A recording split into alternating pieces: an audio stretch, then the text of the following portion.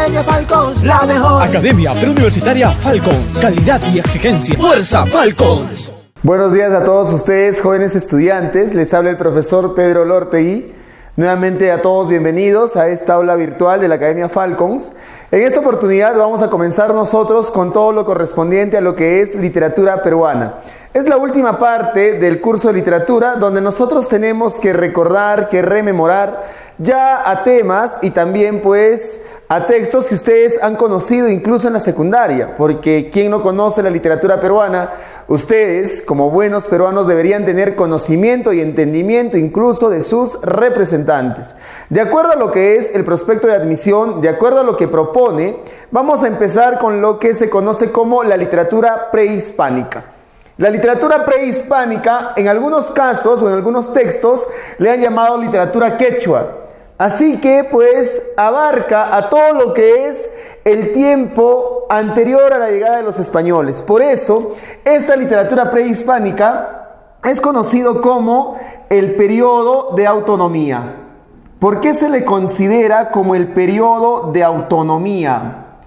Porque sencillamente nosotros aquí somos autónomos. Nosotros aquí no recibimos siquiera influencia europea. Nosotros aquí creamos nuestro propio arte, nuestra propia literatura, hasta la llegada de los españoles, que pues nos van a terminar sometiendo. Y eso ya es historia muy conocida, esa ya es historia bien sabida. Ustedes lo hacen en historia del Perú. Entonces, el periodo de autonomía. ¿Cuáles son las características de esta literatura prehispánica o literatura quechua?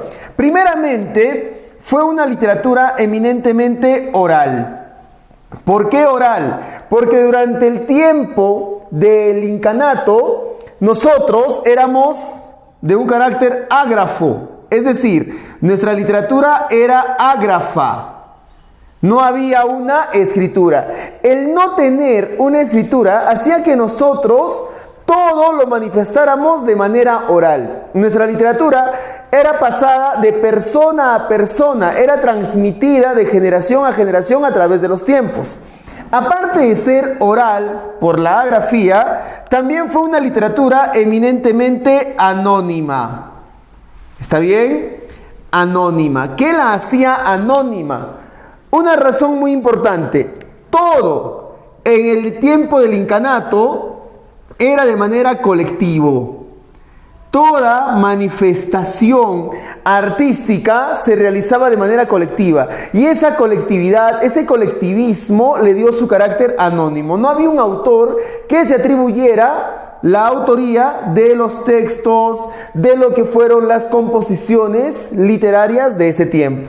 Aparte de ser anónima, fue una literatura eminentemente funcionalista.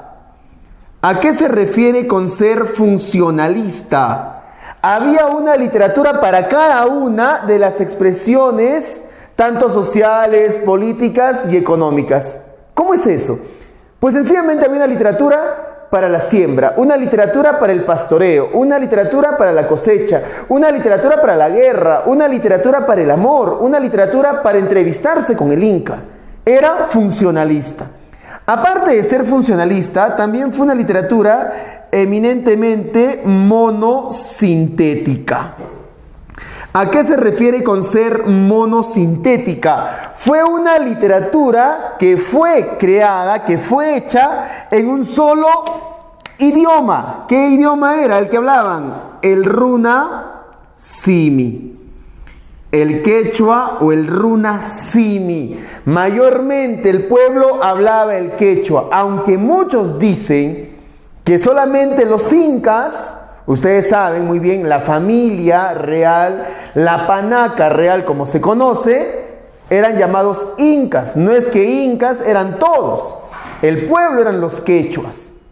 Entonces, los quechuas hablaban el runa simi, mientras que los incas, la panaca real, dicen que hablaban el puquina, ¿no? Que es un idioma originario de ellos, un puquina que vino desde las tierras altiplánicas. Eso también ya ustedes lo deben saber por historia del Perú. Pero bueno, era monosintética, creada solamente en un idioma que es el runa simi. ¿Ya? Aparte de ser monosintética, esta literatura también era de carácter clasista. Había una literatura para cada una de las clases sociales. Eso también lo conoces tú a la perfección. En el Imperio Incaico habían dos clases sociales muy evidentes. Pues había la nobleza, que lógicamente tenía su literatura oficial, y había el pueblo, que lógicamente tenía su literatura popular. Durante los tiempos del incanato, ¿quién se encargaba de realizar la literatura oficial? Era el llamado Arabiku. Ya los amautas, me estoy confundiendo, ya me estoy adelantando al otro representante. Eran los amautas. Los amautas eran los encargados de hacer la literatura para la familia real. Mientras que los arabicus, ahora sí, mientras que los arabicus eran los poetas, eran los compositores, eran los que contaban las historias para el pueblo, ¿ya? Y también, aparte de ser una literatura clasista, fue una literatura panteísta y cosmogónica. Panteísta y cosmogónica. ¿A qué se refiere con ser panteísta y cosmogónica? Primero, panteísta. Ellos le dieron vida a todos los elementos de la naturaleza. Ellos le dieron vida, pues, a todo lo que tú puedes ver a tu alrededor. Ellos le dieron vida a la luna, al sol, a las estrellas, al relámpago, a la lluvia, a la tierra, a los ríos, a los cerros. Eso es ser panteísta. Creían en la vida de la naturaleza. Y eran cosmogónicos. Ellos tenían la creencia de que existían tres mundos. El mundo de arriba, que era el Hanan Pacha. El mundo de aquí, el que podemos ver, donde nos encontramos, que es el Kai Pacha. Y el mundo de abajo, donde estaban los muertos, que era el Uku Pacha. Esa era su cosmogonía. Por lo tanto, era una literatura eminentemente panteísta y cosmogónica. ¿Está claro? Ahora, jovencitos, dentro de lo que es la literatura prehispánica, se desarrollaron lógicamente los géneros literarios. Se desarrolló, por ejemplo,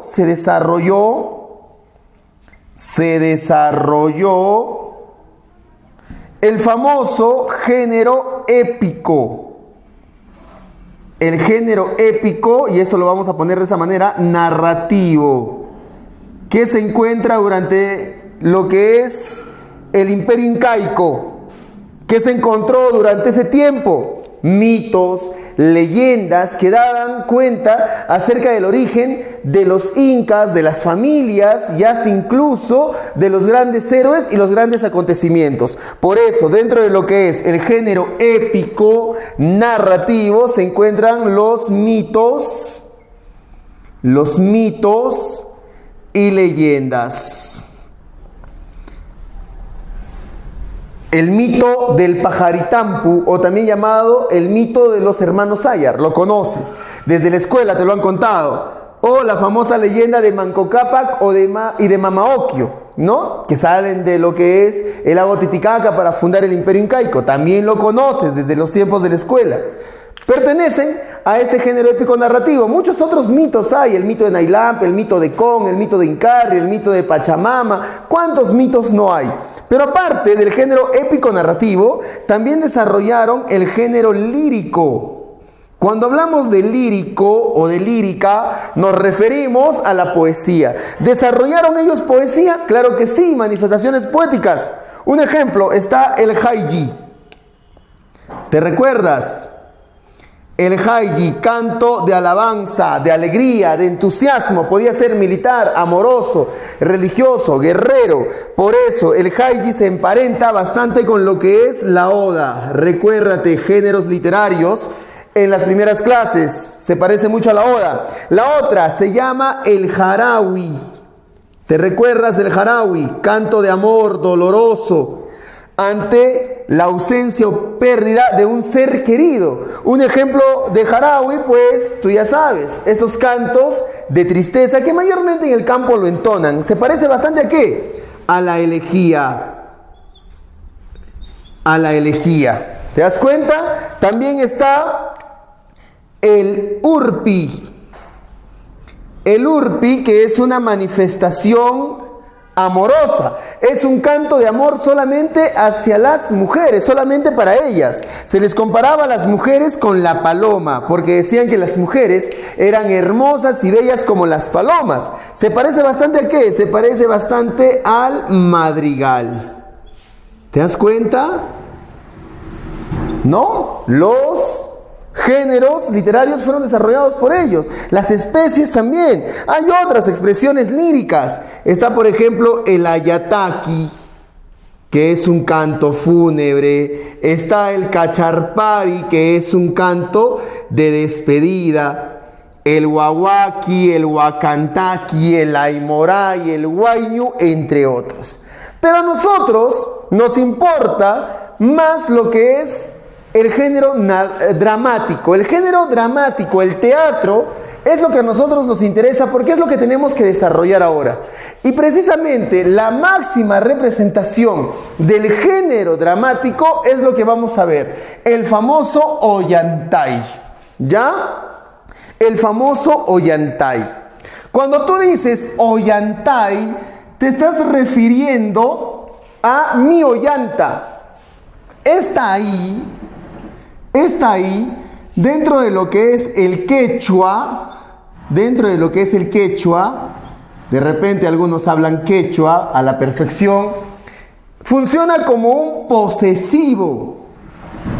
Así que en la obra literaria, en esta obra teatral, el personaje no se llama ollantay, el personaje se llama ollanta. Y cuando tú dices ollantay, estás diciendo mi ollanta. Incluso uyanta, porque la O ni siquiera existe dentro del quechua, ¿no? Debería ser uyantay.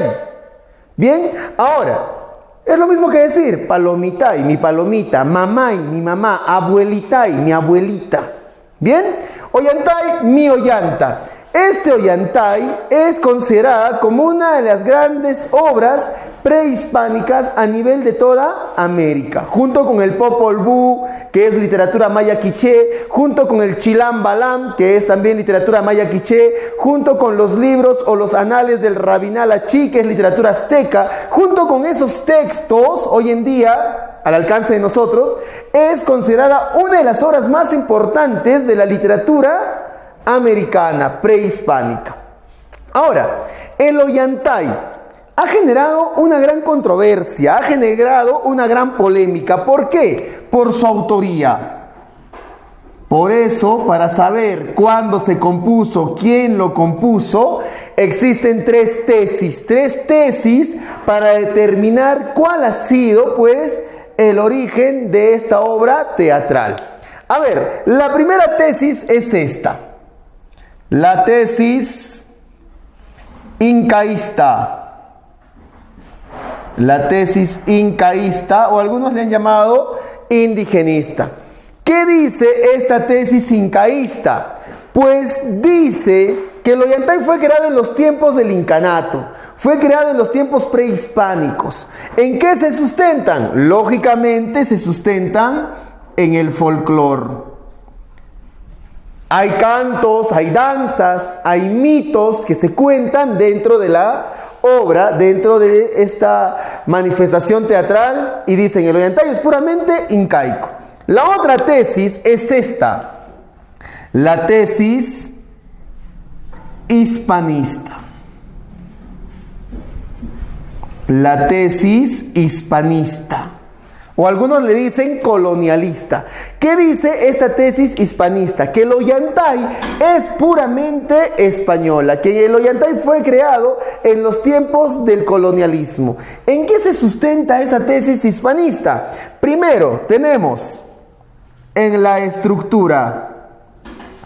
Dicen ellos, su estructura está en base a actos y escenas. Actos y escenas, estructura puramente europea. Así que el ollantay es propiamente de la colonia. Luego de la estructura, ellos hablan del famoso bufón. Dicen que el bufón, la presencia de este personaje es propiamente de Europa. ¿Quién era el bufón? Piquichaqui. ¿Habían bufones en las cortes europeas? Dicen que sí. ¿Para qué? Para alegrar a los cortesanos. Por lo tanto, Piquichaqui es el bufón dentro de lo que es esta obra teatral. Aparte del bufón, ¿qué más dicen ellos? Pues hablan acerca de la treta de Rumiñahui. La treta de Rumiñahui. ¿Cómo es eso? Dicen que Rumiñahui va a hacer una treta, una jugada, así como en algún momento lo hace Odiseo. ¿Ya? ¿Qué pasa? Rumiñahui le engaña a Ollanta, le dice que el Inca lo ha echado de sus tierras, que lo ha expatriado, así que sencillamente lo que él busca es que le den alojamiento. Una vez que Ollanta le da el alojamiento, lo toma prisionero. Lo mismo que hace Odiseo. Odiseo les engaña a los troyanos con su gran caballo de madera.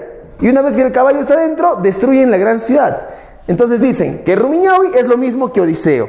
Aparte de ello, también dicen que Tupac Yupanqui,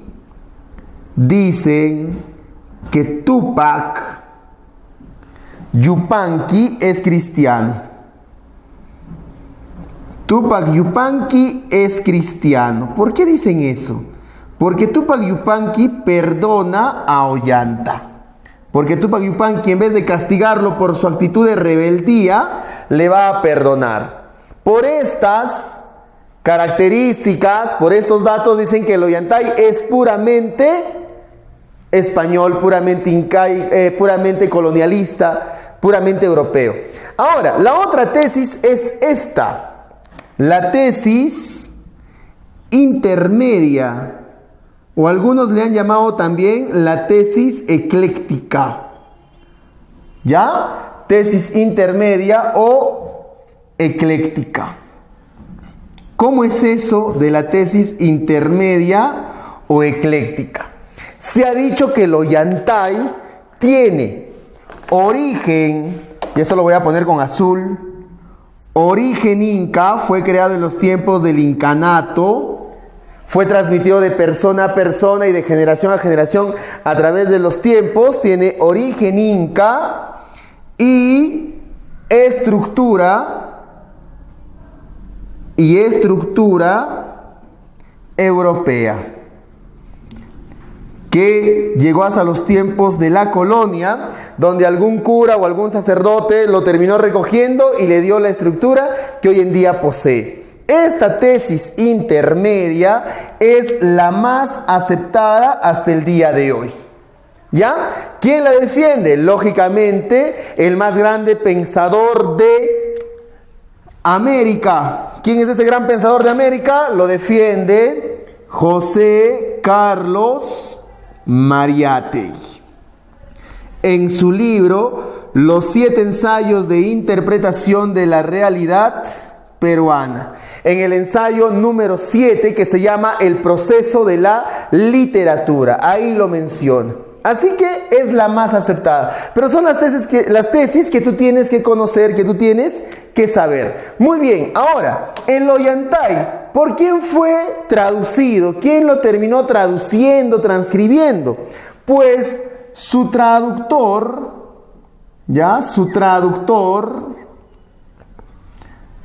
y también su transcriptor, su traductor y su transcriptor fue este curita, Antonio Valdés, el cura de Sicuani. Así lo conocen, Antonio Valdés, el cura de Sicuani.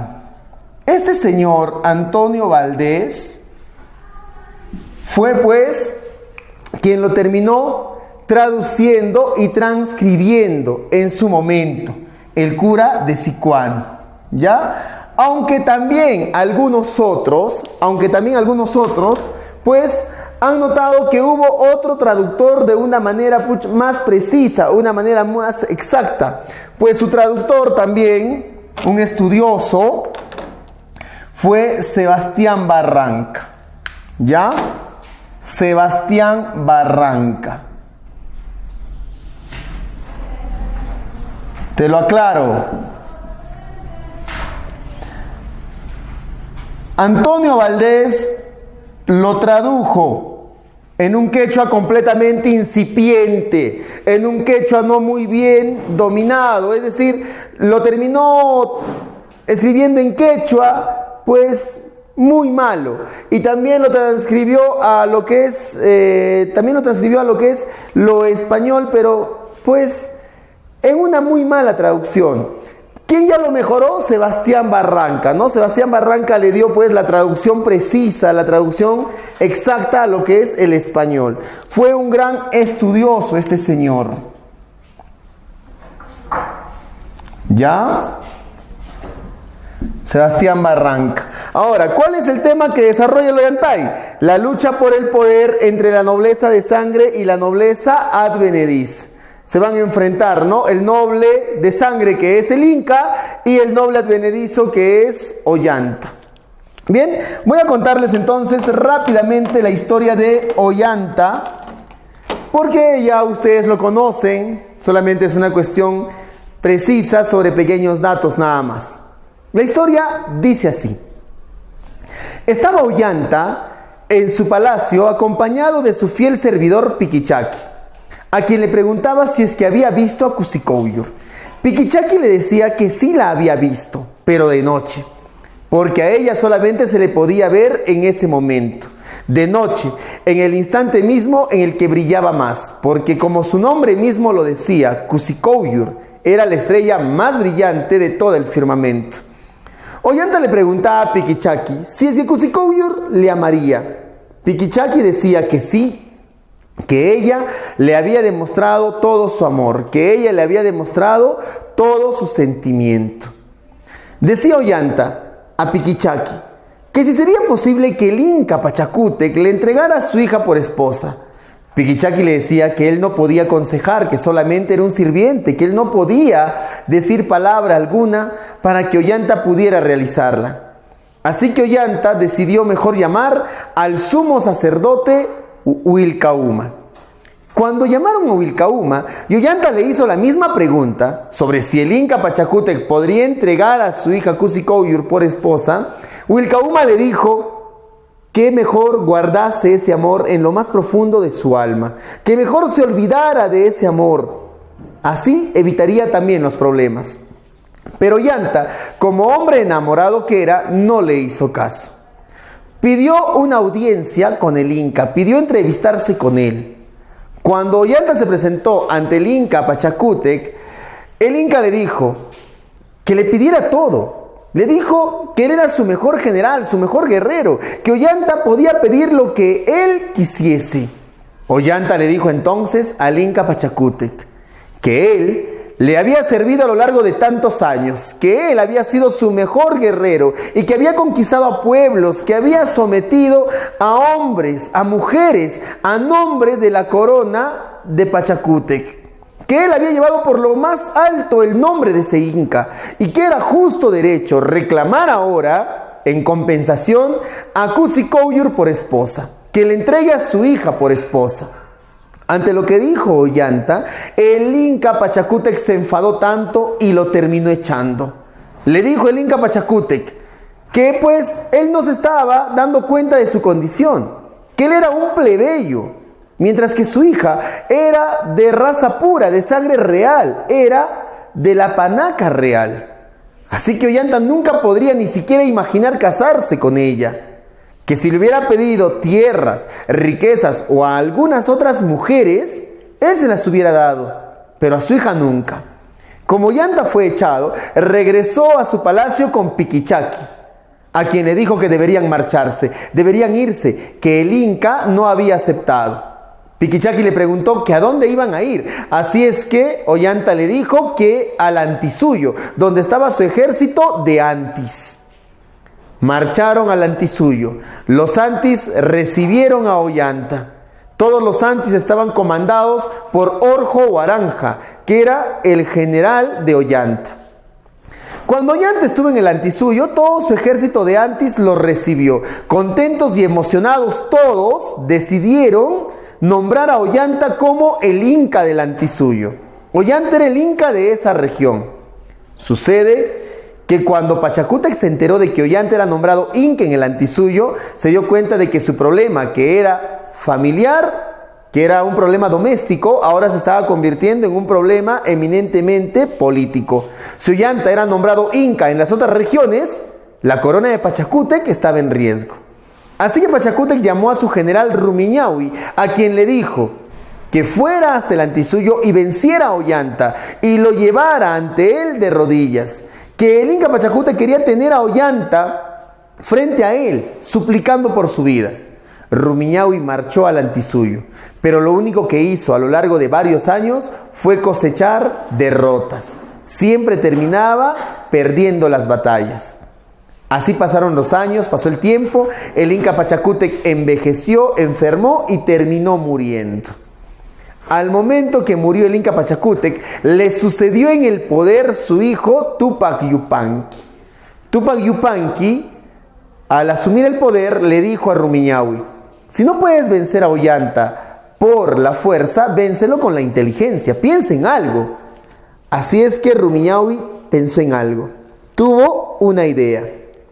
Se presentó una mañana en las puertas del Ollantaytambo y ahí es donde empezó a gritar: Ollanta, ayúdame, Ollanta, ten piedad de mí. Ollanta, cuando salió a las puertas del Ollantaytambo, vio a Rumiñahui golpeado, maltratado, magullado, con los trajes rotos, ensangrentado, y le dijo qué es lo que le había pasado. A lo que Rumiñahui dijo que el Inca Tupac Yupanqui era más tirano que su padre Pachacútec, que al saber que no había podido vencerlo, lo había desterrado del Cusco, lo había desterrado del imperio, que tenía hambre, que tenía sed, que quería tener al menos un poco de abrigo.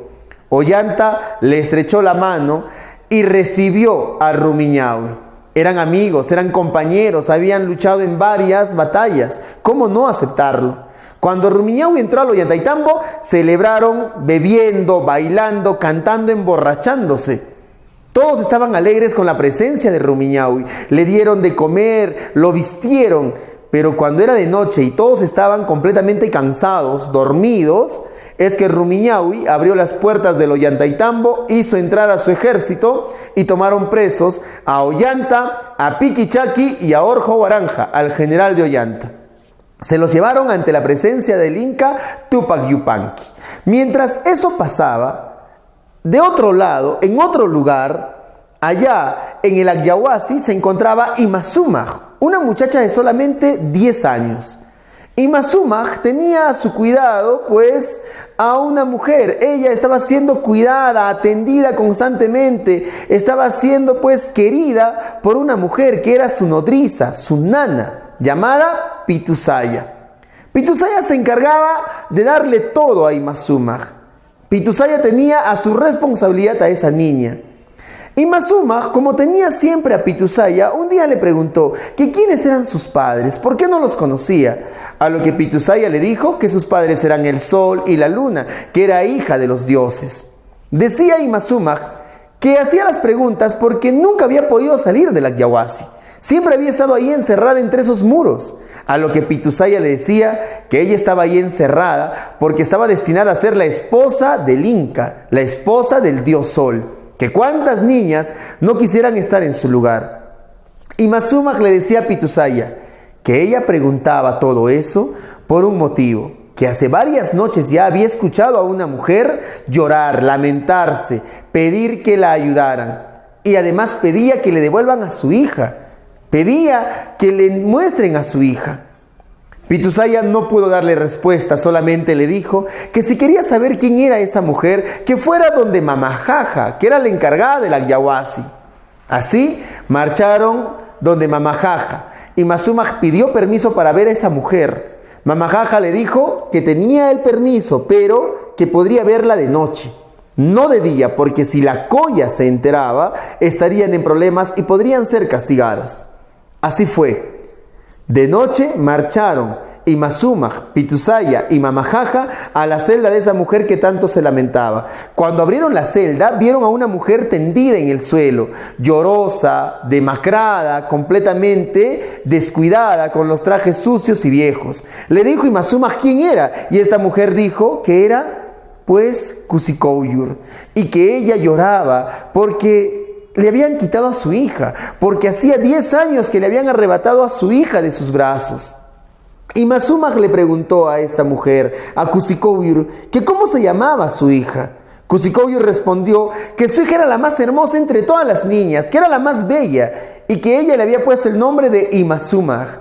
Al escuchar el nombre, Imazumaj dijo que ella se llamaba así, y que también tenía la misma edad que debería tener su hija.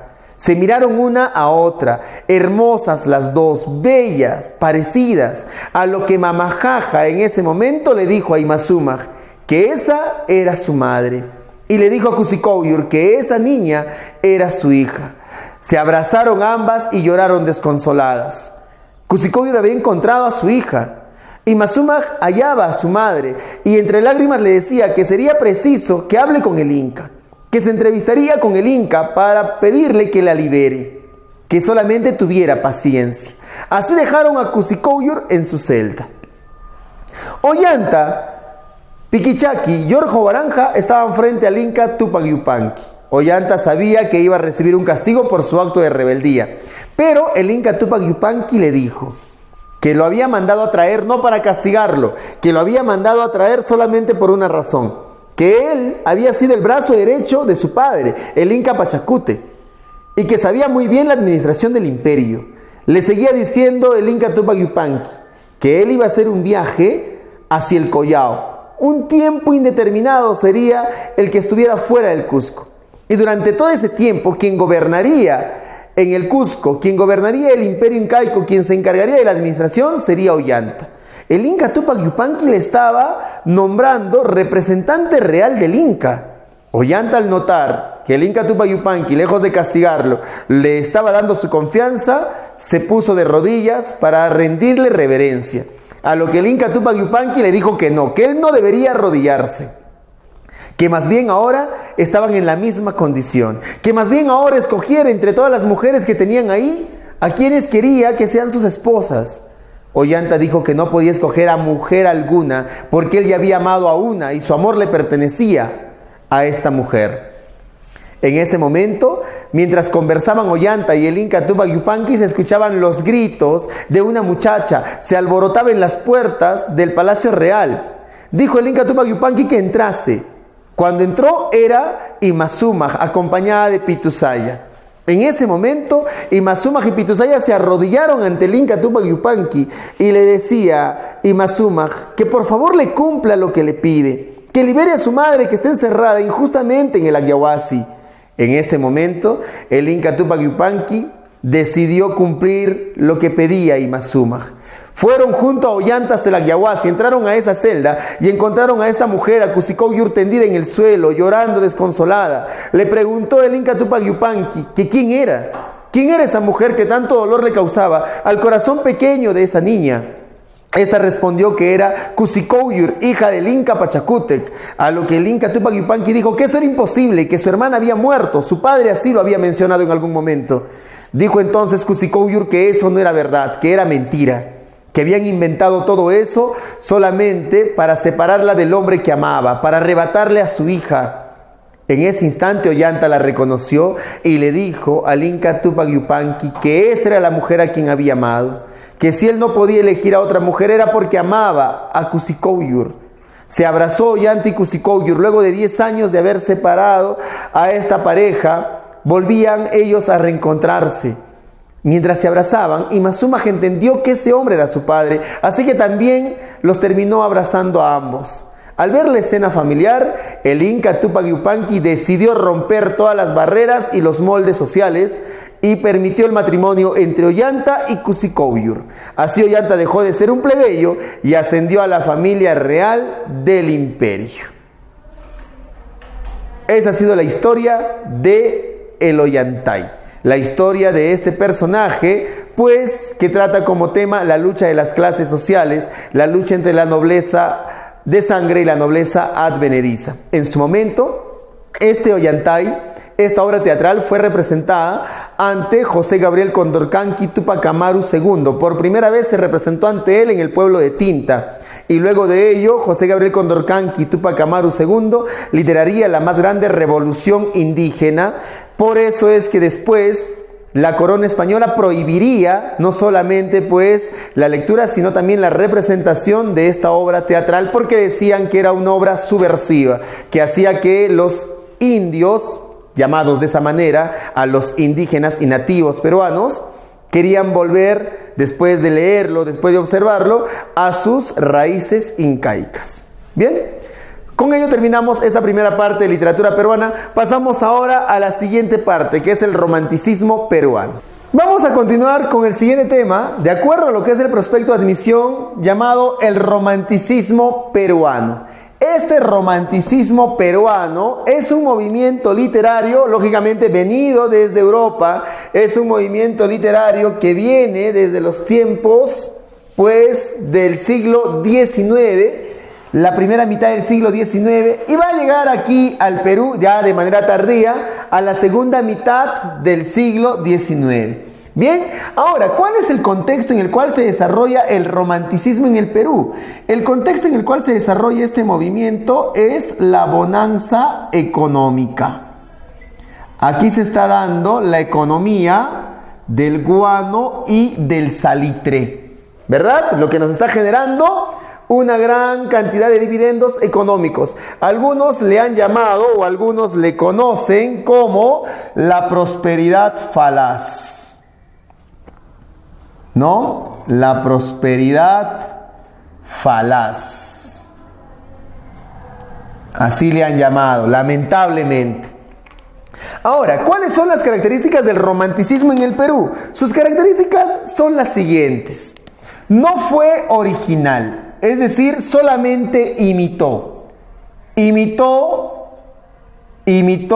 al modelo español. Imitó el modelo de España. Básicamente, ¿a qué representante del romanticismo español imitó? A este señor, a Gustavo Adolfo Bécquer. ¿Y quién fue el poeta que va a representarnos en la poesía peruana romántica? ¿Quién es? Aquel seguidor de Bécquer. Este señor, Carlos Augusto Salaberry, ¿verdad? Poeta. Pero aparte de imitar al modelo español, también imitó al modelo francés. ¿Y quién es el mayor romántico francés? Recuérdate, el narrador, ¿no? ¿Imitaron a quién? A Víctor Hugo. Y Víctor Hugo, como les digo, es narrador. ¿Y quién era el narrador del tiempo del romanticismo? Don Ricardo Palma. ¿Está claro? Por lo tanto, no fue un romanticismo original, fue imitación del modelo español y francés. Bien, cabe resaltar que Carlos Augusto Salaberry está considerado como el mayor poeta romántico del Perú. Si a ti te preguntan, ¿es considerado el mayor poeta del romanticismo en el Perú? Tienes que marcar Salaberry, poeta. Ahora si te dicen, ¿es el mayor narrador del romanticismo en el Perú? Es don Ricardo Palma. Bien, ahora, otra característica del romanticismo en el Perú es que fue impulsado por un círculo intelectual. Fue impulsado por, así les llamaban, los bohemios del Perú o la bohemia de mi tiempo. ¿Ya? Los bohemios del Perú o la bohemia de mi tiempo. Era un círculo intelectual que estaba liderado por don Ricardo Palma Soriano. Y en ese círculo intelectual se reunían constantemente para poder tratar temas de literatura, de política o pues algún tema referente a lo que era el arte y la cultura. Ahora, ¿quién es el máximo representante del romanticismo en el Perú? Ya lo sabes tú. Te lo acabo de mencionar. El máximo representante y a quien te piden en el prospecto de admisión es el mayor narrador de este periodo, que es don Ricardo Palma Soriano. Don Ricardo Palma Soriano. Este señor, don Ricardo Palma, ¿cómo ha sido llamado? ¿Cómo ha sido conocido? A él lo han llamado como el bibliotecario mendigo, por haber reconstruido la Biblioteca Nacional del Perú. Le han llamado el bibliotecario mendigo. Durante la guerra con Chile, ustedes bien saben que los chilenos llegaron hasta la ciudad de Lima y destruyeron todo lo que encontraron a su paso. Quemaron las casas, incendiaron algunas de las bibliotecas personales de las grandes autoridades o incluso de los aristócratas. Incluso quemaron la biblioteca personal de Ricardo Palma, pero también llegaron hasta la Biblioteca Nacional del Perú, donde destruyeron todo lo que encontraron. Una vez que se marcharon, quien fue el encargado de reconstruir nuestra Biblioteca Nacional fue Ricardo Palma, yendo de casa en casa pidiendo donaciones de libros. Por eso lo llamaron el bibliotecario mendigo, aunque algunos también lo han llamado como el patriarca de las letras peruanas. Por su gran calidad, por su gran capacidad intelectual, lo han llamado así, el patriarca de las letras peruanas. Y no solamente por eso, sino también porque fue un erudito. Este señor terminó insertando más de 1000 palabras, más de 1000 americanismos al diccionario de la Real Academia de la Lengua Española. ¿Ya? Por eso tiene esa denominación. Algunos le han llamado el viejecillo, otros le han llamado el burlón, por su gran carácter sarcástico, irónico. Son denominaciones que le han dado a Ricardo Palma. Este señor, don Ricardo Palma, fue el autor de una obra literaria muy importante hasta el día de hoy, que se llamaron las famosas Tradiciones. ¿Ya? Él le llamó Tradiciones, pero hoy en día las conocen como Tradiciones peruanas. ¿Por qué? Ricardo Palma le llama Tradiciones, nada más, Tradiciones. Pero este libro va a llegar a imprimirse también en Argentina. Y en la edición argentina decidieron aumentarle, pues, peruanas. ¿Por qué? Porque si un argentino compraba el libro, habría pensado de que son tradiciones argentinas.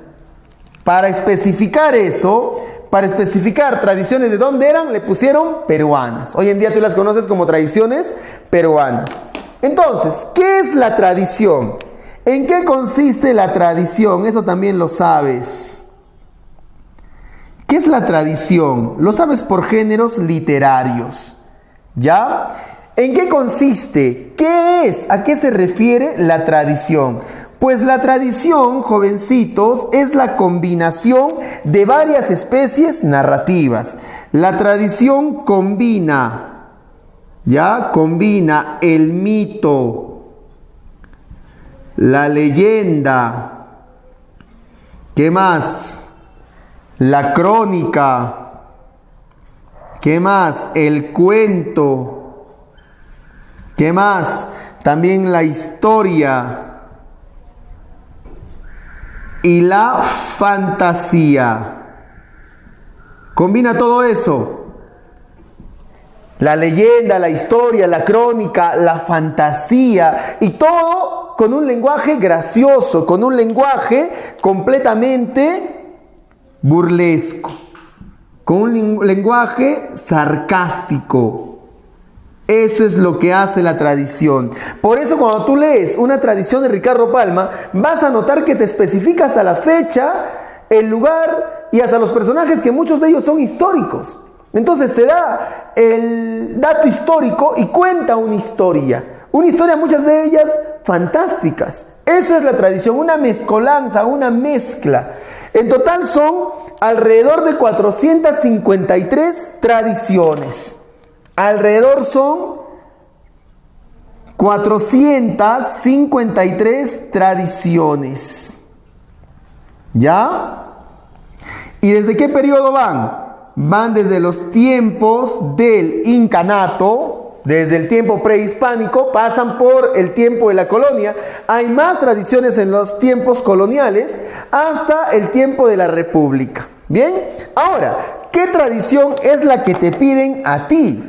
Dentro de las tradiciones de Ricardo Palma, a ti te piden esta que se llama Don Dimas. Don Dimas, una tradición que de repente lo has leído en el colegio. Don Dimas de la Tijereta. ¿Ya? Don Dimas de la Tijereta. Esa es la tradición que tú tienes que leer. Algunos lo han subtitulado o le ponen Cuento de Viejas, en el cual un escribano le terminó ganando el pleito al diablo. Por eso a Don Dimas de la Tijereta le han llamado el Fausto peruano. ¿Te recuerdas de Fausto? Fausto fue un personaje de la literatura alemana. Un personaje de Johann Wolfgang Goethe. ¿Qué hace Fausto? Fausto, por tener mayor conocimiento, por tener toda la sabiduría, le vende su alma al demonio, a Mefistófeles. Pero al final Fausto es vencido por Mefistófeles. Al final el demonio se lleva el alma de Fausto. ¿Qué pasa con Don Dimas de la Tijereta? Este personaje le vende su alma, almilla en este caso, así lo menciona, al diablo a cambio del amor de una mujer. A cambio del amor de una muchacha llamada Visitación.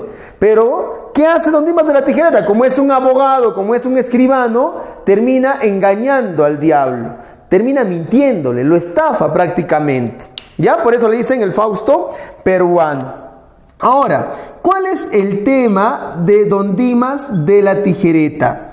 Es un tema muy conocido que es el contrato. El contrato. ¿Por el amor de quién? Por el amor de una mujer. Por el amor de una mujer. Si tú vas a ser estudiante de Derecho, si vas a seguir la carrera de Derecho, deberías leer Don Dimas de la Tijereta, porque se habla bastante aquí de contratos, se habla bastante de cláusulas y se habla bastante incluso de recesión de contratos. Así que pues una persona que sigue esa carrera debería tener entendimiento de esta tradición. Don Dimas de la Tijereta prácticamente cuenta eso o esa historia. Rápidamente les voy a contar esta famosa tradición. Ustedes ya antes la han escuchado y trata de lo siguiente.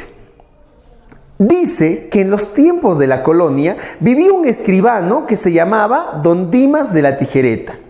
Este escribano era un leguleyo, es decir, un vividor. Acostumbraba a cobrarles a todos sus clientes buenas cantidades de dinero.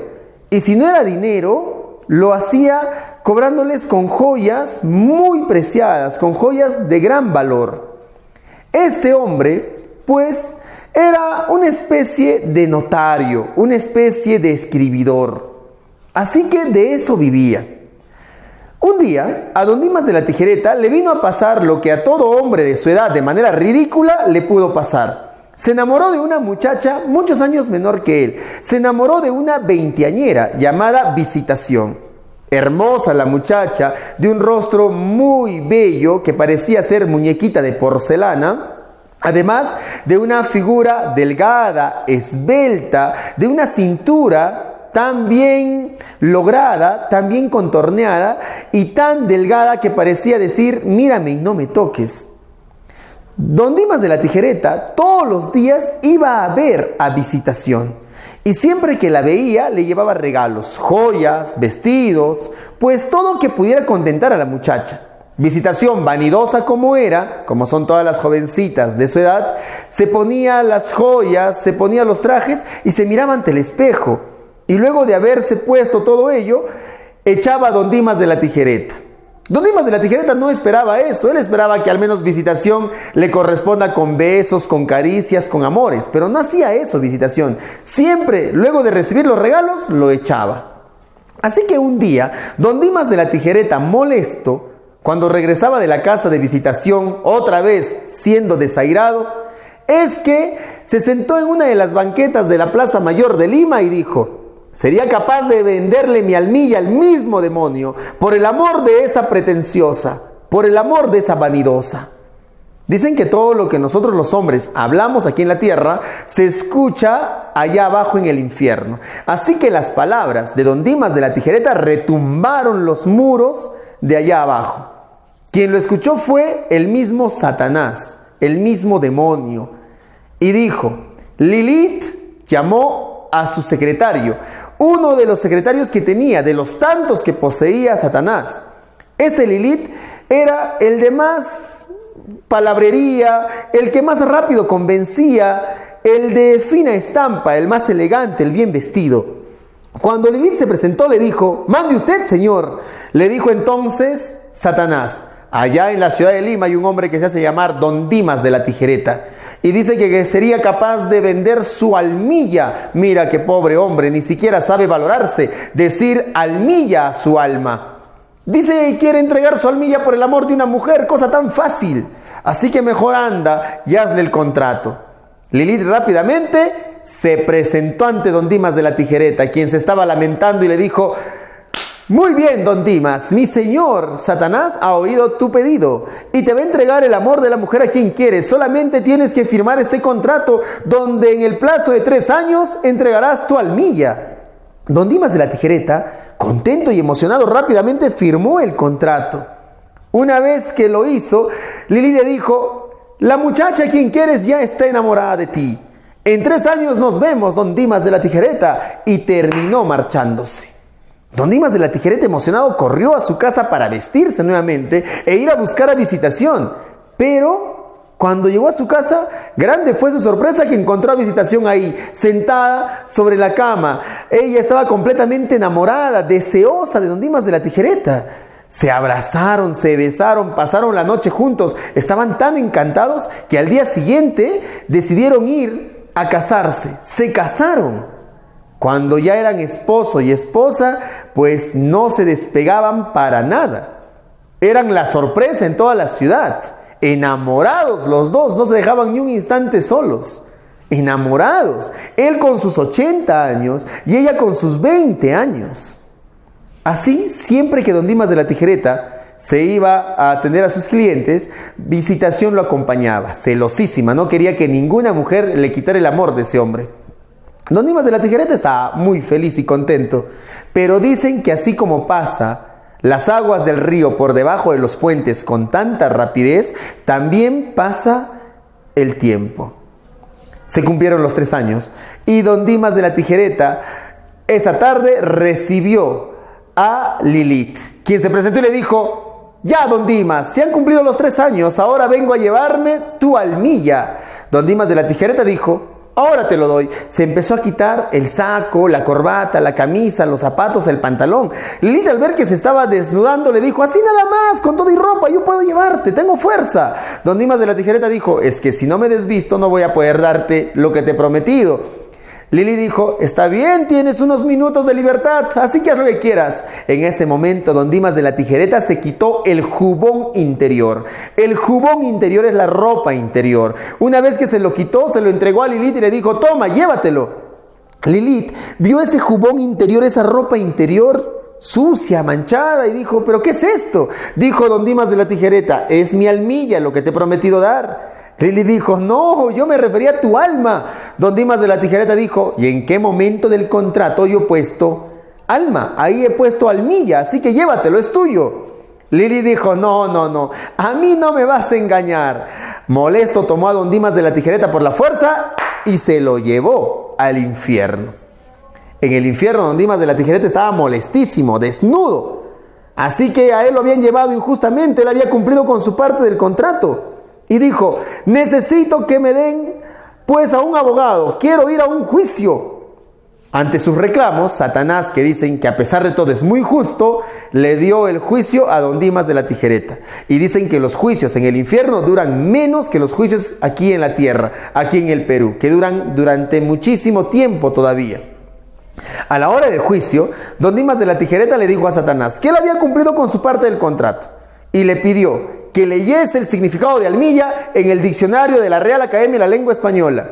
Satanás rápidamente tomó el diccionario de la Real Academia de la Lengua Española y empezó a leer el significado de almilla. Lo encontró y decía: prenda íntima que usan los varones debajo de la ropa.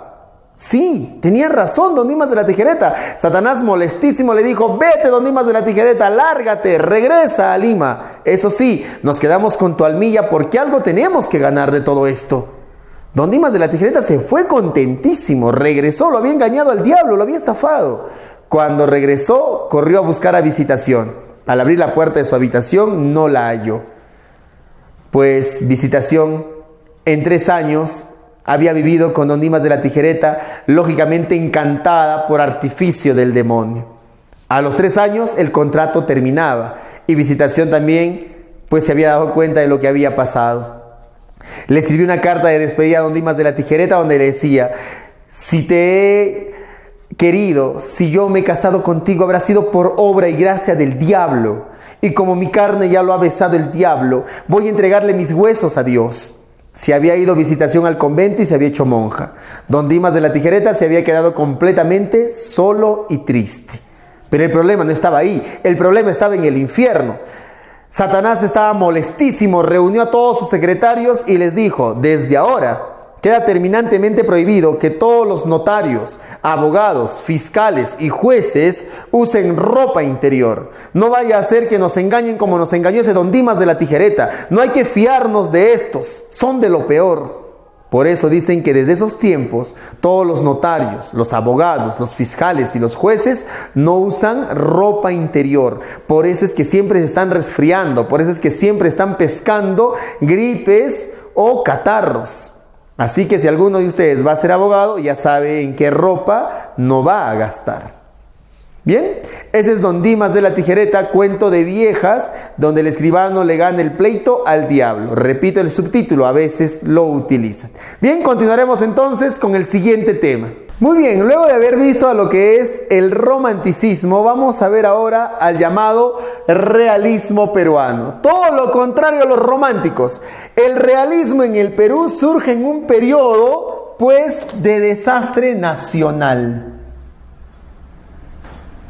Surge en un periodo de desastre nacional. Se dio la guerra con Chile. Los románticos no hicieron nada, absolutamente nada, para poder mejorar la situación en la cual nos encontrábamos. Asumimos una guerra, enfrentamos una guerra sin siquiera tener nosotros la logística adecuada. No habían armamentos, no habían uniformes, no había alimentación para los soldados. Eso sucede cuando los gobiernos y los políticos no saben afrontar hechos coyunturales tan importantes que se da en la historia de nuestras naciones. ¿Qué pasó? Perdimos esa guerra, perdimos vidas humanas, perdimos territorio, perdimos toda identidad incluso. Así es que durante ese periodo de desastre nacional es que va a surgir este movimiento literario, ya el realismo. Por eso el realismo surge como un movimiento, y lo voy a poner aquí, movimiento de acusación. Es un movimiento de acusación y análisis. Van a acusar a los responsables de la caída del Perú y van a analizar las nuevas propuestas para salir adelante. ¿Cuáles son las características que tiene el realismo en el Perú? Primero, hay en ellos el nacionalismo. Ellos estaban decididos a volverle a declarar la guerra a los chilenos y recuperar el territorio perdido. Pero también, aparte del nacionalismo, hay indigenismo. Por primera vez, después de muchos años, se van a preocupar por la situación social del indio. El indio estaba abandonado, postergado y olvidado. Ellos iban a darle la importancia ahora que se merecía al indio. Otra característica, hay en ellos antihispanismo. ¿Cómo es eso? Estaban en contra de España, en contra de toda la cultura española. Decían que los españoles a nosotros solamente nos habían dejado el vicio de los bárbaros, nada más. No nos habían dejado el genio de los europeos. Así que la cultura española la rechazaron por completo.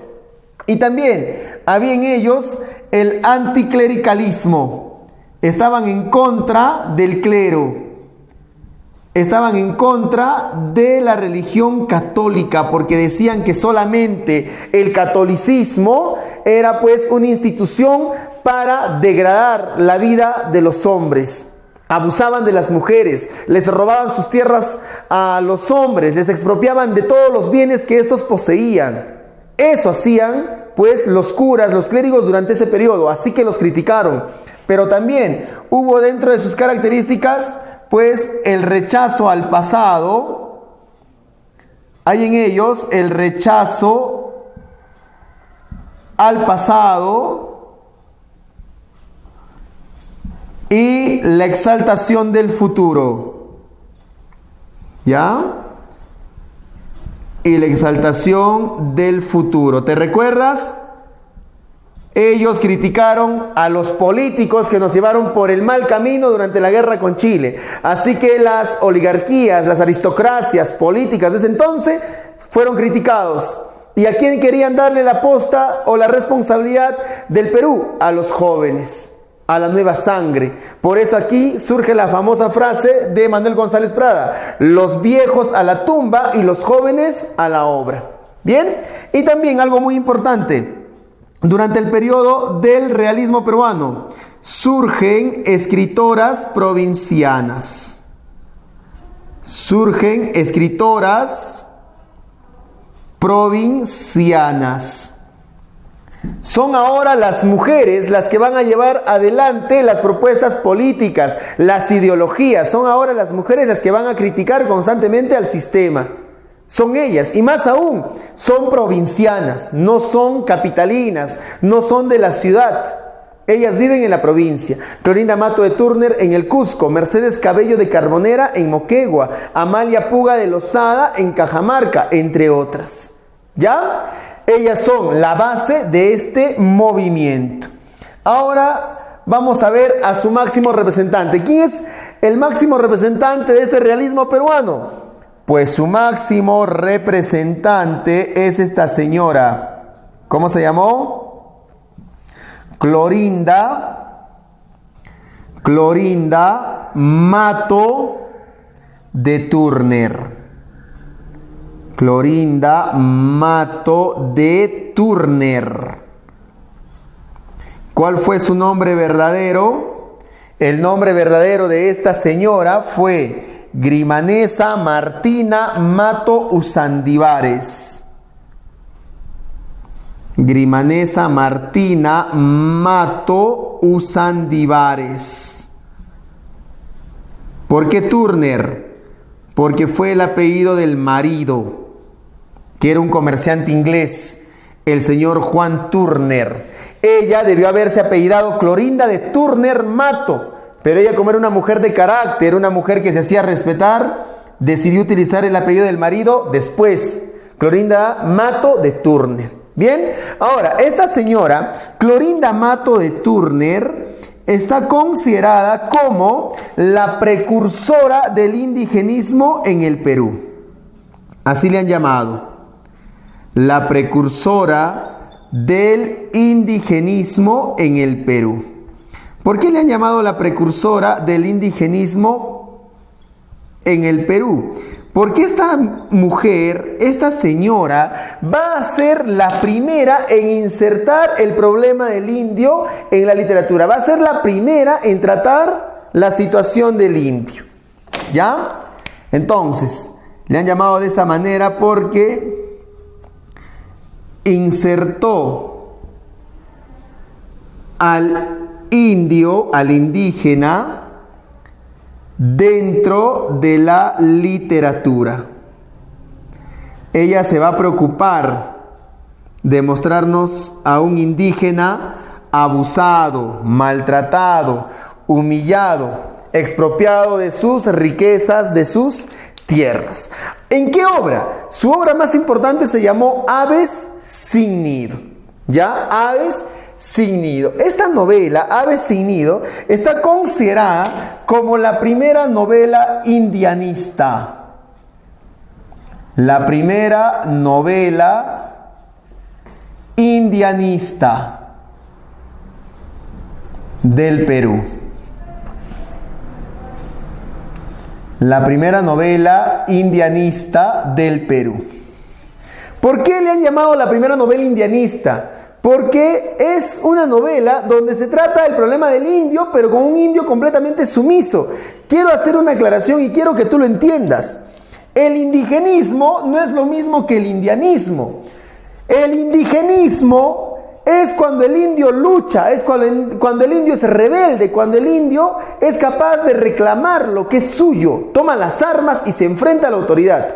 Mientras que el indianismo es cuando el indio es sumiso, cuando el indio solamente acepta su realidad y su condición. ¿Ya? Esa es la diferencia entre indigenismo e indianismo. ¿Por qué es precursora del indigenismo? Porque trata el problema social del indio, porque Clorinda Mato de Turner nos muestra la situación social del indio. ¿Y por qué dice que Ave Sin Nido es la novela indianista? Porque aquí en su novela los personajes son sumisos. Los personajes no luchan. Los indios se dejan maltratar y abusar por las autoridades. ¿Está claro? Precursora del indigenismo, pero Ave Sin Nido es la primera novela indianista del Perú. El indio solamente es una especie de elemento, solamente es una especie de recurso dentro de esa novela. Bien, ahora, Ave Sin Nido está considerada como una novela tesis. Así se le ha llamado. Le han llamado novela tesis. ¿Por qué le llaman novela tesis a Ave Sin Nido? Porque esta novela propone un problema. Te va a proponer un problema. ¿Y cuál es el problema? Te lo acabo de mencionar. Es la situación social del indio. ¿Ya? La situación social del indio. ¿Cómo es que el indio está siendo abusado? ¿Cómo es que el indio está siendo maltratado? ¿Y cuál es la solución? Para Clorinda Mato de Turner, la solución para que el indio salga de la pobreza, el abandono y la explotación es la educación. Clorinda Mato de Turner consideraba de que si tú educas al indio, lo puedes ayudar a progresar. Que si el indio es educado, puede salir del lugar donde se encuentra. Y no solamente es para el indio, sino para todos. La propuesta de Clorinda Mato de Turner es que la educación es la base fundamental del desarrollo, no solamente de la persona, sino también de la sociedad. ¿Está claro? Eso es lo que buscaba Clorinda Mato de Turner. ¿Cuál es el tema de Ave Sin Nido? Es los abusos que sufren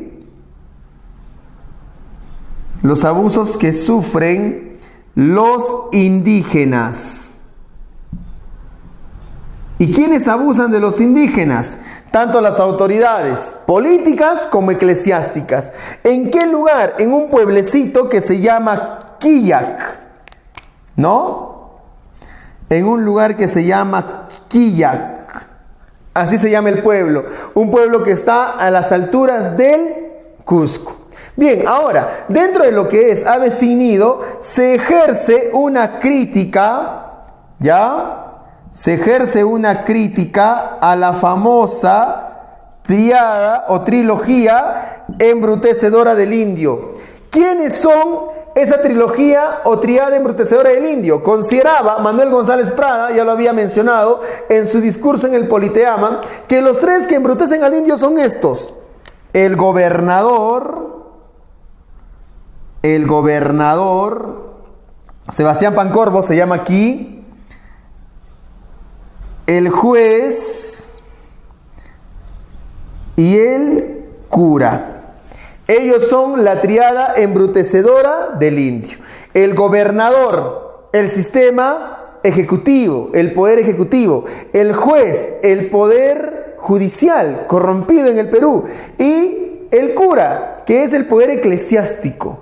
¿Ya? Ellos son los que van a terminar embruteciendo al indio, que son las autoridades políticas y eclesiásticas. ¿Ya? Eclesiásticas. Ellos son los que embrutecen al indio. ¿Qué más? También ejerce, Aves sin nido, también ejerce una crítica a lo que es la paternidad irresponsable, ¿no? Aquí también hay un tema de crítica a la paternidad irresponsable. ¿Por qué? Porque los hijos del cura terminan enamorándose. Si ellos hubieran sabido que eran hermanos, no se hubieran siquiera, pues, encontrado. De repente ni siquiera hubieran entablado una relación. Pero aquí, pues, hay un cura que es el padre de los muchachos e irresponsablemente genera que los dos jovencitos se enamoren. ¿Ya? Bien, Aves sin nido, rapidísimo también. Se los voy a contar así sencillo y claro como es esta novela. En el pueblo de Quillac está dándose una serie de acontecimientos. En el pueblo de Quillac, las autoridades, tanto políticas y eclesiásticas, hacían lo que querían con los indígenas. Les vendían objetos de gran valor, les hacían préstamos de dinero con intereses completamente altos. ¿Y cómo hacían para cobrar? Pues todo ello, les cobraban con la venta de la lana de los animales. Los indígenas tenían que venderles las lanas de los animales y lógicamente las autoridades se los compraban a precios bajos, a precios ínfimos. Así que los indígenas nunca llegaban a tener el dinero suficiente para pagar todas las deudas que habían adquirido. Por aquel entonces habían llegado al pueblo de Quillac una pareja de esposos, Fernando y Lucía Marín, capitalinos, de buen corazón, personas muy educadas. Fernando era ingeniero y había llegado por asuntos de trabajo. Lucía Marín, una mujer de muy buena educación, lo acompañaba. Ella siempre, pues, dedicada a las labores de la casa. Había una pareja de esposos indígenas que eran Juan Yupanqui y Marcela Yupanqui. Estos tenían una deuda con el cura del pueblo llamado Pascual Vargas. Habían ido a pedirle ayuda a los esposos Marín. La primera fue Marcela Yupanqui. Le dijo a Lucía Marín que por favor le ayudara, que tenían una deuda con ese cura, con Pascual Vargas, y ya se había vencido el pago de la deuda. Lucía Marín, ante la desesperación de Marcela Yupanqui, le dijo que hablaría con Pascual Vargas. Cuando Lucía Marín se entrevistó con el cura Pascual Vargas, le dijo que por favor le esperara unos días más para el pago de la deuda.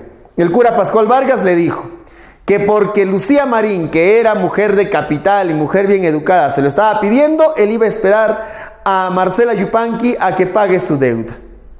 Al menos algo había logrado. Pero después de una semana de haber conversado Lucía Marín con el cura Pascual Vargas, se volvieron a aparecer en la casa de los Marín, pues Marcela Yupanqui, y ahora acompañada de su esposo Juan Yupanqui y de su hija mayor que se llamaba Margarita. Lloraban los tres desconsolados y decían que el cura Pascual Vargas se había llevado a la pequeña hija de ellos, que se llamaba Rosalía. Se la había llevado porque no habían podido pagarle la deuda. Al escuchar esta historia de abuso, es que Fernando Marín le dijo a su esposa Lucía que tomara dinero y que fuera donde ese cura y que le pagara hasta la última moneda que le debía esa familia de indígenas. Lucía Marín tomó el dinero, fue a pagarle al cura Pascual Vargas y este dejó ir a la pequeña Rosalía. En ese momento, cuando había ido Lucía Marín, pues lo había hecho acompañada de Marcela Yupanqui y de Margarita. Una vez que se había reunido la pequeña Rosalía con su madre y con su hermana, se iban acompañadas de Lucía Marín. Fue cuando el cura Pascual Vargas, al ver a Margarita, señorita, guapa, muy hermosa, le dijo que ya estaba en tiempos de cumplir con la mita. La mita era una ayuda, supuesta ayuda, que hacían las muchachas, las jovencitas indígenas, hacia los curas. Iban a limpiar, a arreglar, a cocinar, pero era solamente un pretexto para que los curas abusaran de ellas. Eso lo sabía muy bien Marcela Yupanqui, así que le dijo al cura Pascual Vargas que su hija no iba a cumplir con eso, que su hija no iba siquiera a acercarse a esa iglesia. Como la familia Marín había pagado la deuda de los Yupanqui estaban agradecidos, les dijeron a Fernando y a Lucía que cualquier cosa que necesitaran, ellos solamente lo pidieran, que estaban en condiciones de ayudarlos. Así fue. Terminaron entonces marchándose los Yupanqui. Quien estaba molestísimo era el cura Pascual Vargas. ¿Cómo era posible que los Marín hayan pagado la deuda de esos indígenas? Fue a quejarse entonces con el gobernador Sebastián Pancorbo y con el juez Hilarión Verdejos. Cuando el gobernador y el juez se enteraron de lo que estaba pasando, decidieron hacer algo: liberarse de los Marín, hacer algo para que los Marín salieran de ese pueblo. Idearon un plan. A los 3 días de lo que pasó de estos acontecimientos, se escucharon tocar las campanas de Quillac muy fuertemente. Quien las tocaba era el campanero Isidro Champi. Como las campanas tocaban tan fuertemente, todos salieron y preguntaron: ¿qué estaba pasando? Isidro Champi dijo de que habían unos malhechores en la casa de los Marín, que habían entrado ahí, aprovechando que los Marín se habían ido de viaje y que estaban robando. Así que las personas que tenían aprecio por los Marín corrieron, rodearon la casa y empezaron a abrir fuego, empezaron a disparar para ahuyentar a los malhechores. Pero los Marín estaban ahí dentro. Al ver ellos que estaban siendo víctimas de un atentado, corrieron, se escondieron tras de unos muros y lograron así poner a salvo sus vidas. Como se enteraron también los Yupanqui de que los Marín les estaban atacando, corrieron a ayudarlos, pero al momento de que llegaron, fueron alcanzados por unos disparos y cayeron tendidos contra el suelo. Todos, al ver a los esposos Yupanqui ahí tendidos en el suelo, decidieron escapar. Nadie quería hacerse responsable de lo que estaba sucediendo. Fue en ese momento que los esposos Marín salieron, vieron a los Yupanqui. Juan Yupanqui ya estaba muerto, pero Marcela Yupanqui todavía estaba viva. Se acercó Lucía Marín, intentó ayudarla, pero ya era muy tarde. Solamente Marcela Yupanqui le dijo algo al oído. Le dijo algo y terminó muriendo. En ese momento, los esposos Marín mandaron a llamar a las 2 hijas de los Yupanqui, a Margarita y a Rosalía. Las iban a cuidar. Ellos se harían cargo de las muchachitas. Pero también los Marín fueron a poner la denuncia ante las autoridades. Querían saber quiénes eran los responsables del atentado que habían sufrido y de la muerte de los esposos Yupanqui. Cuando hicieron la denuncia, las autoridades empezaron a preocuparse. ¿Cómo era posible, pues? ¿Quién iba a ser el responsable ahora? ¿A quién le iban a echar la culpa? Decidieron entonces responsabilizarle a Isidro Champi, al campanero. Él tocó las campanas, él le dijo al pueblo que estaban unos malhechores en la casa de los Marín. Él sería el responsable y él se iría a la carceleta. Encarcelaron a Isidro Champi, que ni siquiera preguntó, ni siquiera reclamó por qué lo estaban tratando de esa manera. Por aquel entonces apareció en Quillac el hijo de Sebastián Pancorbo, se llamaba Manuel Pancorbo, estudiante de Derecho en la ciudad de Lima. Manuel Pancorbo, pues, se enteró de lo sucedido y se entrevistó con los Marín. Le agradó la familia y decidió ayudarlos. Dijo Manuel que él iba a averiguar quiénes eran los responsables. Pero también había algo de por medio. Manuel había visto a Margarita y al verla hermosa y guapa, siempre que podía iba a visitar a los Marín. Y de paso hablaba con Margarita. Así los muchachos se fueron conociendo, se fueron entendiendo y se fueron enamorando. Así pues se dio el amor entre estos 2 jovencitos. Quien se dio cuenta de que el amor había nacido entre los dos era Lucía Marín. Y Lucía le dijo a su esposo, a Fernando: no podemos permitir que ellos 2 estén juntos. ¿Por qué? Por un motivo. Sabía Lucía Marín de que los responsables de la muerte de los Yupanqui, del atentado sufrido, eran las autoridades, más aún Sebastián Pancorbo, el gobernador.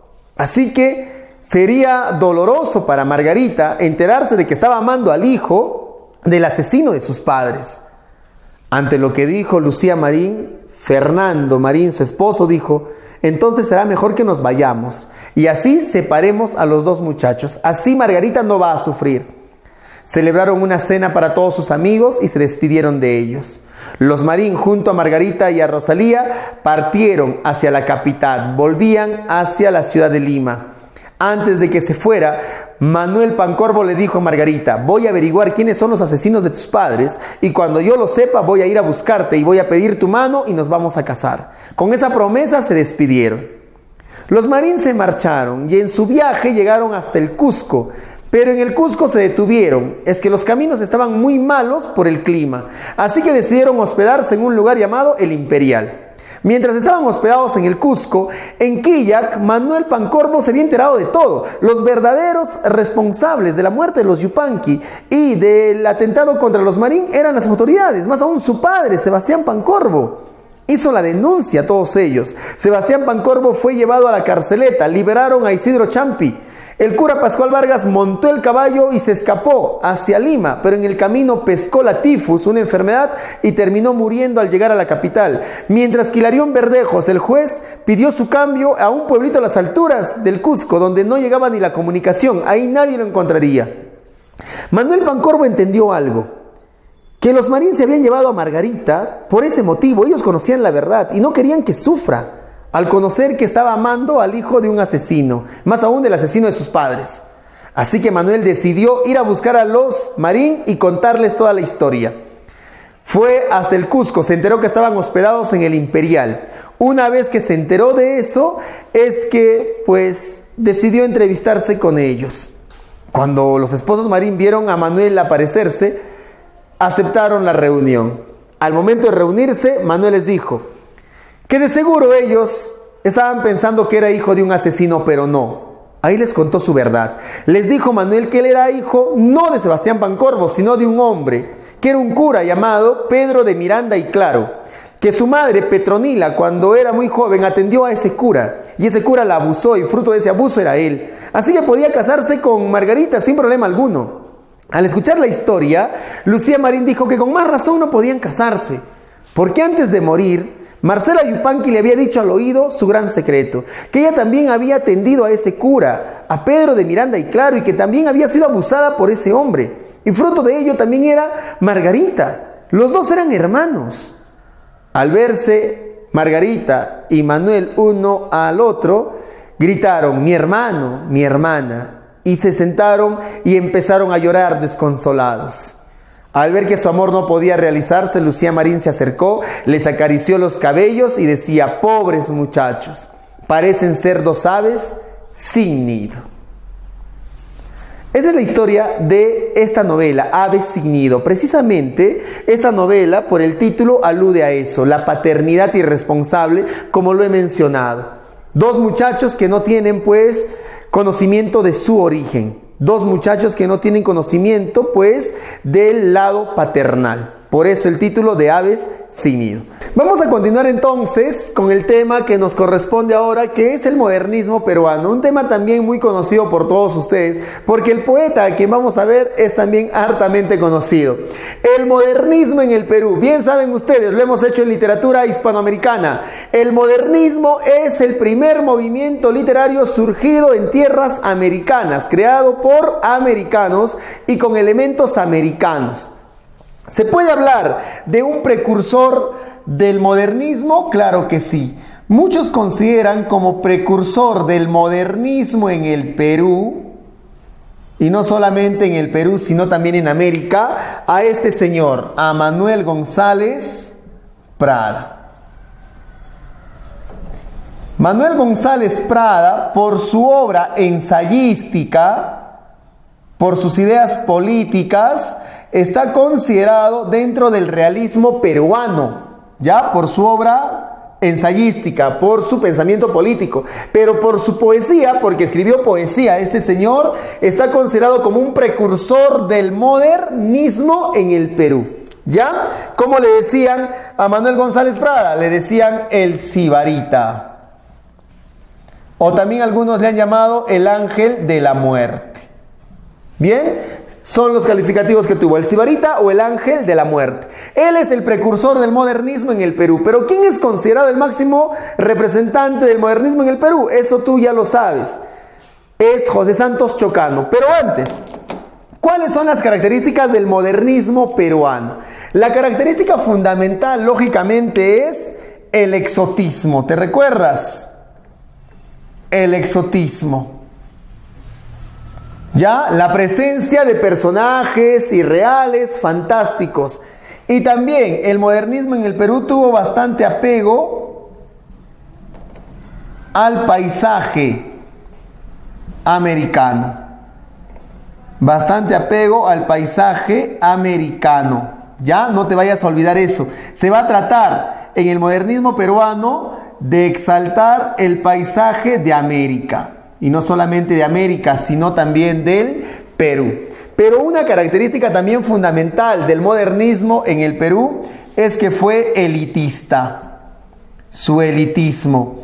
Mayormente la poesía modernista en el Perú era para una determinada élite, para un grupo académico o intelectual. Ahora sí, ¿quién está considerado como el máximo representante? ¿Quién está considerado como el máximo exponente del modernismo en el Perú? Es este señor, José Santos Chocano. Don José Santos Chocano Gastañodi. Este señor ha sido llamado, le han dado el calificativo de el cantor de América. El cantor de América. Fue enemigo ferviente de Rubén Darío.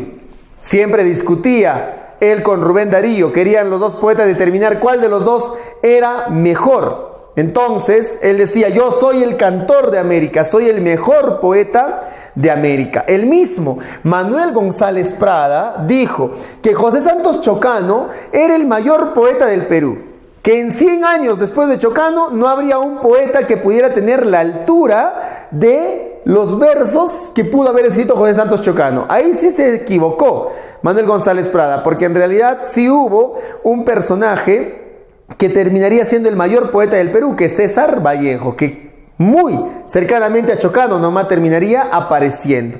José Santos Chocano fue hijo de un militar peruano que luchó durante la guerra con Chile. Por eso es que José Santos Chocano vivió estos acontecimientos y él decía, yo vi a la muerte de cerca, yo viví entre la muerte, esa fue mi forma de vida en mi infancia. Cuando era jovencito, José Santos Chocano, ya en la secundaria, se dedicó a escribir artículos periodísticos. Tenía bastante apego al periodismo. Es más, incluso terminando el colegio, escribió unos textos periodísticos oponiéndose, criticando al régimen del presidente Andrés Avelino Cáceres. Por eso es que Andrés Avelino Cáceres lo mandó a que lo encarcelaran a una carceleta en la fortaleza del Real Felipe.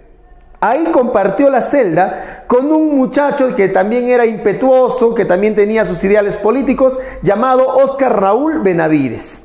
Sucede entonces que José Santos Chocano se retractó de todo lo que había dicho, pero se retractó de una manera pues muy falsa. Él solamente lo dijo para salir librado de la culpa que le estaban causando todos sus ideales, solamente para salir de la responsabilidad de sus palabras. Una vez que fue liberado, pues empezó a escribir sus poemas y empezó a rozarse con grandes intelectuales de su tiempo. Ya les dije, uno de ellos, Manuel González Prada. Pero también marchó a otros lugares. Marchó incluso a España, donde obtuvo buenas relaciones literarias. Él se conoció con todos los integrantes de la generación del 98, uno de ellos con Miguel de Unamuno, gran amigo de Miguel de Unamuno. Luego de haber estado en España, decidió marchar también a Centroamérica. En Centroamérica fue secretario de Pancho Villa, de Doroteo Arango. Fue su secretario de guerra. Por eso cuando cae Pancho Villa, cuando lo asesinan, es que él es condenado al fusilamiento. Pero una carta emitida por varios intelectuales latinoamericanos y también españoles, diciendo de que era un hombre importante para las letras de América, hizo que le perdonaran la vida. Luego de México se fue a Guatemala. En Guatemala fue secretario del dictador Manuel Estrada Cabrera. ¿Te recuerdas? El señor presidente, la novela de Miguel Ángel Asturias, lo mencioné en la clase de realismo mágico. Entonces, el señor presidente es la representación de este dictador, de Manuel Estrada Cabrera. Era un hombre muy sanguinario y él era su secretario, su asesor. Así que a la caída del régimen de Manuel Estrada Cabrera también lo condenan al fusilamiento a José Santos Chocano. Así que pues ahí sale bien librado, porque también se escribe una carta, otra vez firmada por intelectuales latinoamericanos españoles, pero a ellos se sumó la firma del presidente de Argentina, del rey de España y del mismo Papa. Ellos también pidiendo pues que se le perdonara la vida. Terminaron así liberándolo. Regresó al Perú y sencillamente cuando lo hizo, estaba gobernando su amigo, el compañero de celda en la fortaleza del Real Felipe, Óscar Raúl Benavides.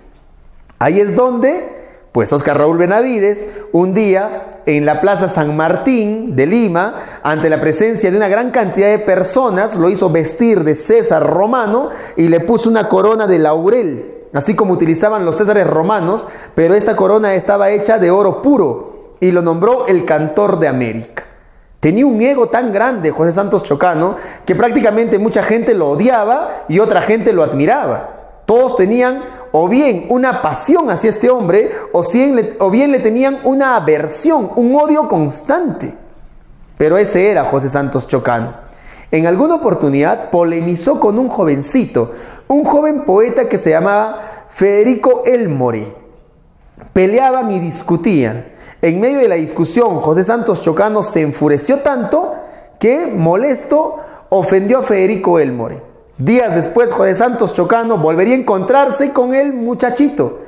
Y en esta ocasión, José Santos Chocano le pegaría un disparo en el vientre y lo mataría. Llevaron a juicio a José Santos Chocano y salió bien librado también porque él mismo se defendió y como tenía una manera tan grande de hablar, una forma tan erudita de hablar, convenció hasta los jurados. Pero desde ahí la gente ya no le tomaba importancia porque este hombre había salido pues libre de un asesinato que había cometido. No era posible que pudiera matar a cuanta persona él quisiera y salir así libre. Así que hasta los medios periodísticos se olvidaron de José Santos Chocano. José Santos Chocano, al saber que ya nadie en el Perú le tomaba importancia, decidió marcharse a Chile. Dejó una carta donde decía: el Perú no está preparado para mi literatura. Volveré cuando estén preparados realmente. En Chile no tenía dinero. Era apegado a lo que era el juego, la bebida y las mujeres. Y como no tenía dinero, empezó a vender algunos objetos de valor que tenía, entre ellos esa corona de laurel de oro puro para poder solventar sus gastos. Pero también se enteró de algo, de que en el centro histórico de Santiago de Chile habían supuestos entierros de tesoros. Así que él pidió autorización al gobierno chileno para que le permitieran excavar esos tesoros. Cuando lo hizo, pues no encontró absolutamente nada. Pero tanta fama se había ganado de buscador de tesoros que un día, mientras viajaba en el tranvía de Chile, un hombre loco, creyendo que José Santos Chocano conocía el mapa de un tesoro, lo apuñaló por la espalda, lo mató. Hoy en día, José Santos Chocano ha sido repatriado. Sus restos están en el cementerio Presbítero Maestro de la ciudad de Lima. Es una lápida que dice: 1 metro cuadrado es lo que me van a dar para que yo viva eternamente. Y es que está enterrado solamente en 1 metro cuadrado. Su tumba es 1 metro cuadrado. ¿Por qué? Porque está enterrado de pie, está enterrado parado. Porque él decía que ni ante la muerte se iba a arrodillar, ni ante la muerte se iba a humillar. Por eso está enterrado así, de pie, ¿no? Un hombre completamente polémico en su vida. José Santos Chocano, este señor escribe un poemario, y esto lo voy a mencionar rápidamente. Escribe un poemario que lleva el nombre de su hija. Este poemario se llamó Alma América. Alma América. Como les digo, su hija se llamaba así, Alma América. ¿Ya? Ahora, Alma América ha sido también llamado, en algunos casos, como los poemas indo-españoles. Poemas indo-españoles. Así se le ha llamado. ¿Por qué? Porque aquí en Alma América lo que va a buscar José Santos Chocano es la exaltación. Exalta con grandiosidad épica, eso hace, exalta con grandiosidad épica la belleza y la historia de América. Es decir, aquí este señor va a buscar el engrandecimiento de todo lo americano.